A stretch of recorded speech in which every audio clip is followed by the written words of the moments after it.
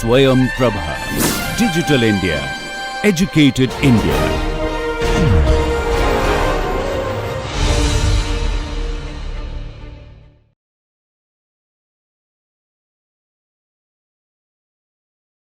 Okay, I am going to do some video here. This is cubic close packing.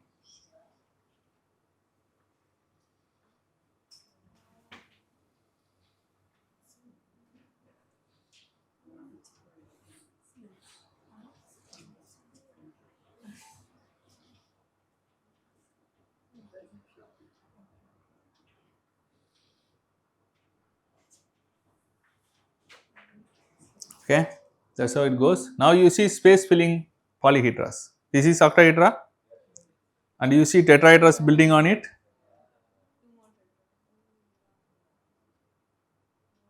So you see this is shape in the unit cell of FCC. In terms of polyhedra, if I want to represent a unit cell of FCC, you see it will be like that, right? Now answer to your question. You see now what I have done. This is my unit cell, FCC unit cell, correct? What I have done here, I have put lithium here, put cobalt here, lithium there, correct? It's a layer by layer. But we need to define, I am saying here, here, what is that here?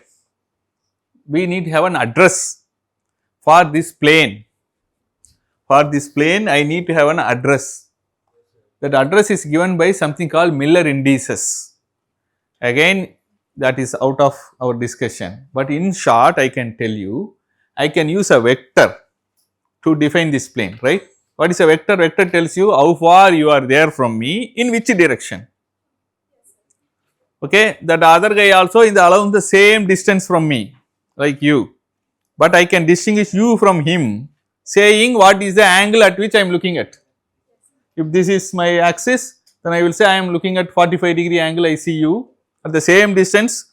This is 45 minus 180 minus 45, whatever it is. At that angle, I see him. Correct? No? Makes sense. So I can use a vector. So Miller indices basically a vector notation that helps me to identify the plane.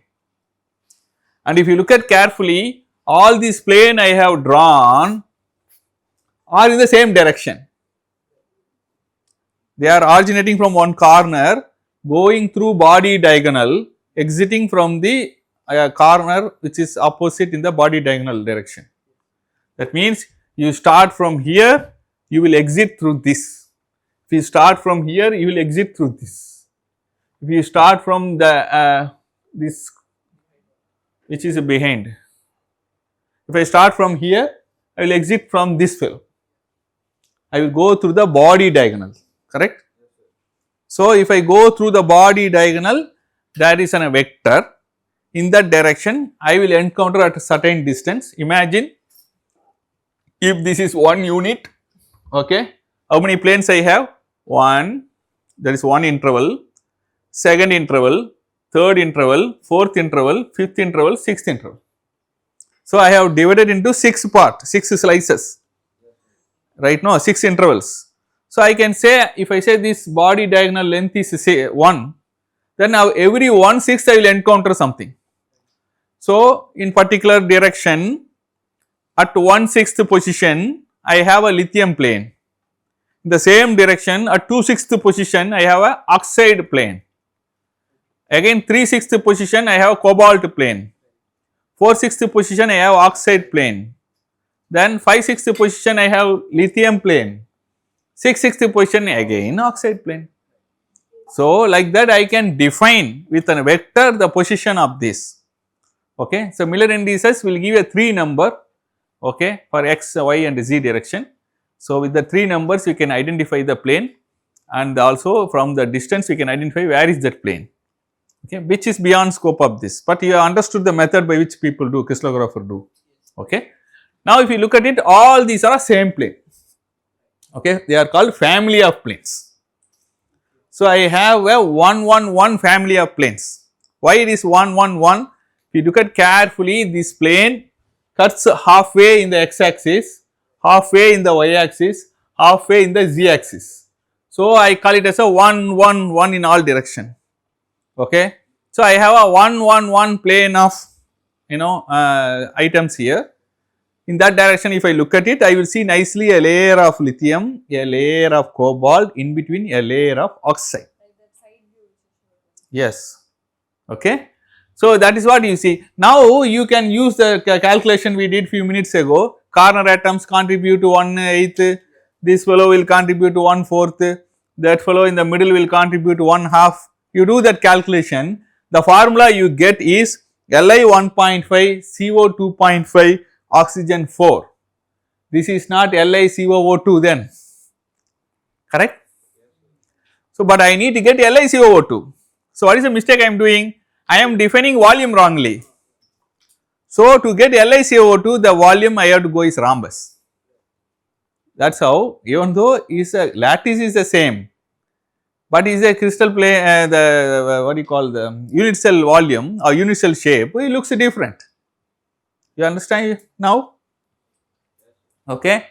So, now this is how you look at it, and I am going to extract this lithium which are here, this lithium which are here, and then I am going to do the lithium battery work with that.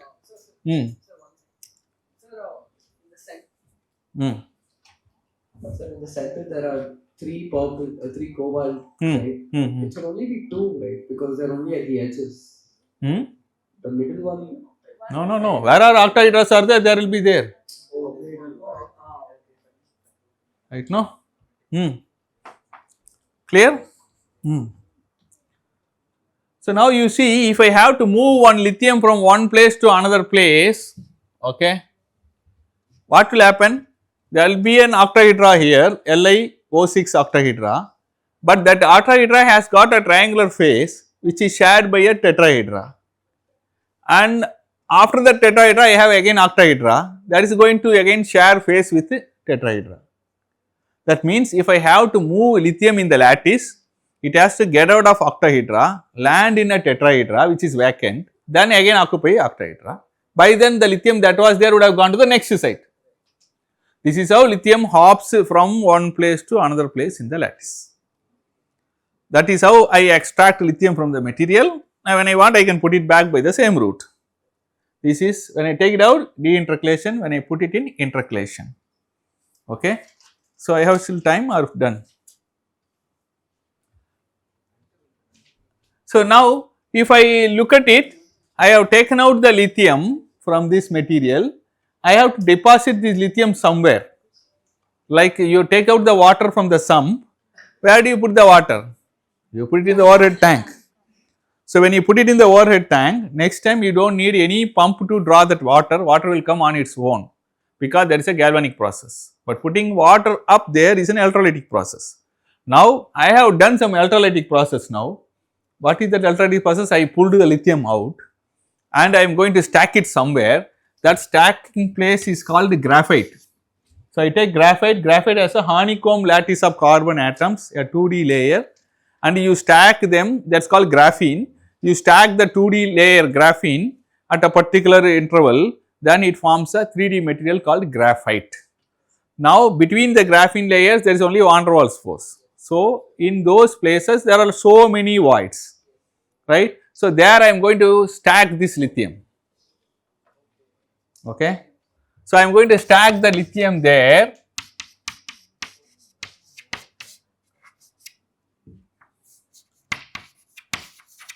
okay.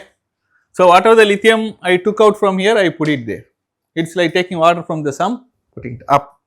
Now, this battery is called charged. Now, if you want to discharge, what you have to do? Pull the lithium out again from graphite, give it back to the lithium cobalt oxide. That is a discharge of your battery. To do that, C6Li must be at higher energy than Li 1 minus X COO2. This should be at lower energy, that should be higher energy. Then only automatically electron will flow. And it is so, but we do not have time to discuss about those things. Let us look at this way. Lithium plus this one has a reduction potential of something like minus 3.05. For hydrogen electrode had a potential of 0 volt. Where lithium cobalt oxide where cobalt is the redox couple.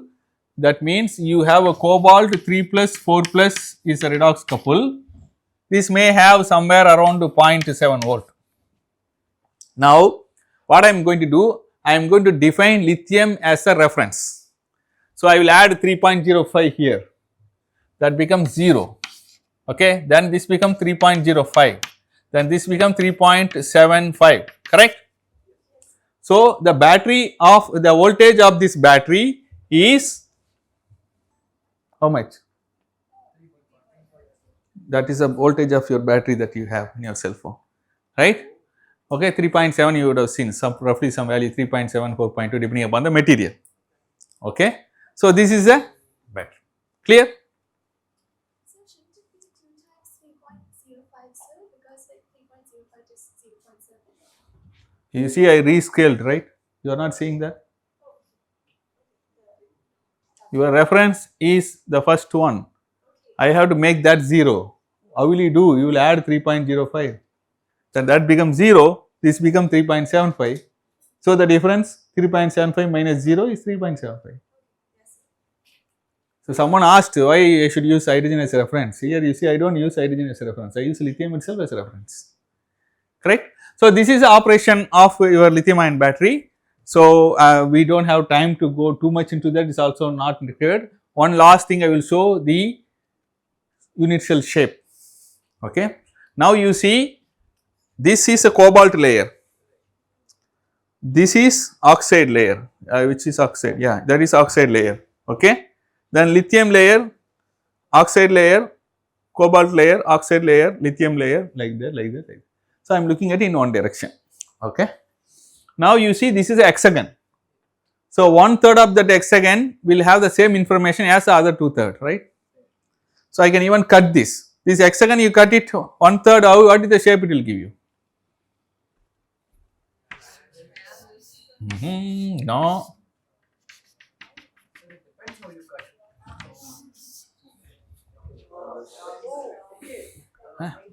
Right now, clear?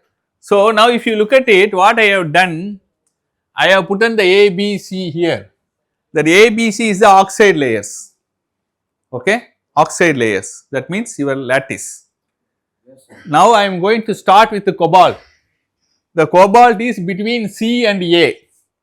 So, I will be alternating with the cobalt and lithium until I will see another C and A between which cobalt comes. Then only in one direction unit cell is complete. So, cobalt, lithium, cobalt, lithium, cobalt, lithium, this thing. Now, you see it comes between C and A. But I am cutting here, that means this cobalt and this cobalt will be at the phase center, right, or at the interface of 2 unit cell, correct, no, at the interface of 2 unit cell. That means this cobalt, that cobalt together contribute 1 cobalt, keep that in mind. So, if you do like that, you can do this calculation. So, this cobalt, how many cobalts are here? There are 6 cobalt in the periphery, again 6 cobalt in the periphery. Each cobalt is in connection with the 3 other cobalt. So, the contribution for this is 1/3. Also, this is at the interface of 2 unit cell, again 1/2. So, 1/3 and 1/2 is 1/6, correct. So, therefore, these 6 fellows will given together 1 only. Similarly, these 6 will give 1. The middle one is at the interface only between this unit cell and that unit cell. So, half. So, the middle one in both the places together will give 1. So, totally from the extremes we got only 3 cobalt, correct. So, those are the calculations I have done here, okay, right, and these 3 and these 3 are the 3 which are here wholly, okay. And then I have done this 1 into 1.5, that is the same thing, this and this are same, 1 in the top, 1 in the bottom, okay. So, I can calculate 9 for lithium 9, similarly for oxide 8, it is LiCO2 now if you divide by 9. So, there are 9 LiCO2s are there in the way I have shown, but I can only use 1/3 of it. I can repeat with 1/3 I can repeat. If I have this 1/3, I will just change the direction, then I repeat, I get the full. So, that means I divide by 3, you get Li3CO3O 6. That is going to be the contents of the unit cell. 3 lithium, 3 cobalt, 6 oxygen will be the contents of this rhombus unit cell. So, I stop there. Okay. Any questions? Sir, Hmm. please explain extended unit cell of LiCO again, sir? Can you please explain extended unit cell of LiCO again? Can I? Because you said it like this, time over. Okay. See what I have done here, carefully see this. What is the shape it emerges? Triangle, right? So, it is a triangular lattice, or if you look at this one you will take, it is a triangular lattice, right? This is what we did for sodium chloride, a triangular lattice of chloride. Similarly, I have a triangular lattice of oxide here. Okay. Between two oxides, I will have a cation. Again, cation will be cobalt, lithium, cobalt, lithium, cobalt, lithium, like that. So, basically, I have these green ones are A layer, this is B layer, this is C layer. You can understand, you see this triangle here is pointing you. This triangle here is pointing the board. So, therefore, this is A layer, B layer, this is C layer. Next A layer will be pointing you. Next B layer will be similar to this. Next C layer will be pointing inside. So, are you clear? This is A, B, C layer.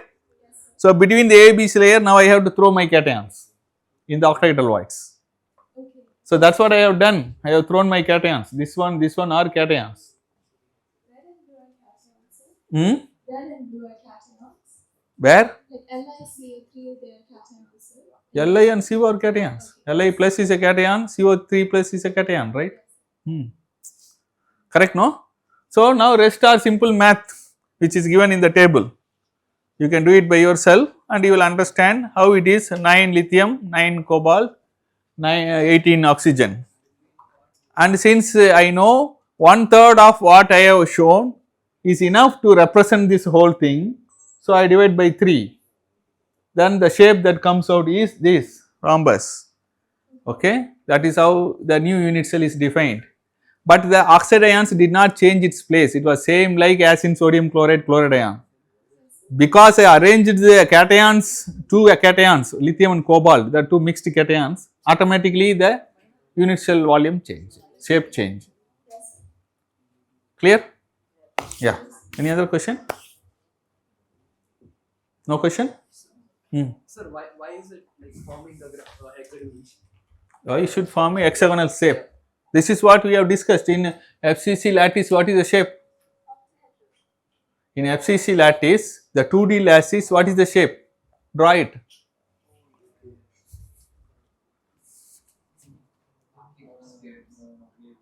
Now you see. Okay. You see now? Can you see hexagons here? Right? The 2D layer you saw hexagons. You see, if I freeze it here,